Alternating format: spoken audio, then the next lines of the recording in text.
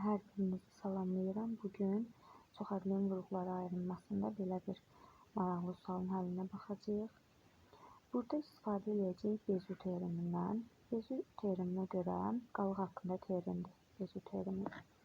Burada bu çoxadlının köklərindən biri sərbəst həddin hər hansı bölənlərindən biri olmalıdır.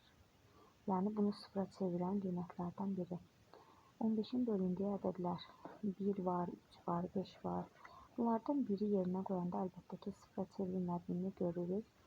3-ü yoxlayaq. 3-ün küpü 27, çıx. 3-ün kvadratı 9. 7-yə vurduq. Üstə gəl. 3 dəfə 7, 21. Burada 15. Burada görürük ki, bəli, bu sıfıra çevrilir. Deməli, bizim bu çoxadlını sıfıra çevirən A-nın qiymətlərindən biri A bərabərdir 3-dür. Yəni, əgər A bərabərdir 3-dürsə, bu çoxadlının vurğularından biri A çıxılsın 3-dür.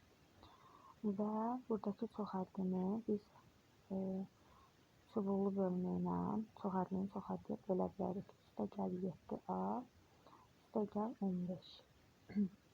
Bölürük bunu A çıxılsın 3-ə. Bu şəkildə bölmədə birinci biz fikir verməliyik baş əmsallara, yəni baş həddin əmsallarına. Burada yazmalıyam A-nın kvadratı, bunları A-nın kvadratını A-ya vuranda A-nın kubu alınsın. Çıxılsın, 3-ə də vururuq, mənfi 3A kvadratı olur. İndi çubuqlu bölmənin normal qaydasında burada çıxmadı, bunlar gedir. Buradakı mənfi ilə buradakı mənfi toqquşur, olur müsbət 3A kvadrat. Və 7A kvadrat mənfi olduğuna görə böyükdən kiçiyə çıxıb böyük işarəsini yazdıq.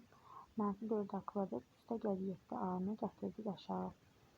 Yenə də baş həddin əmsalına görə bura mənfi 4A yazmalıyam ki, mənfi 4A-nın kvadratı alınsın.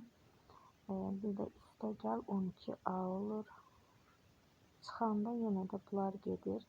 Buradakı mənfi buna təsir edir, yəni mənfi olur.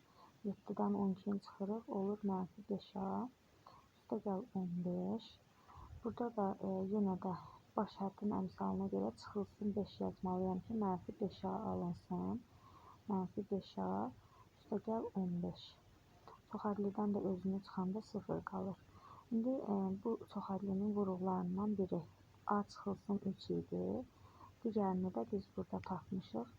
Bunu da vurğularına ayırmaq lazımdır. Bunun vurğuları deməli, toplayanda müsbət 4 eləməlidir. Vuranda mənfi 5 Bezu teoreminə görə.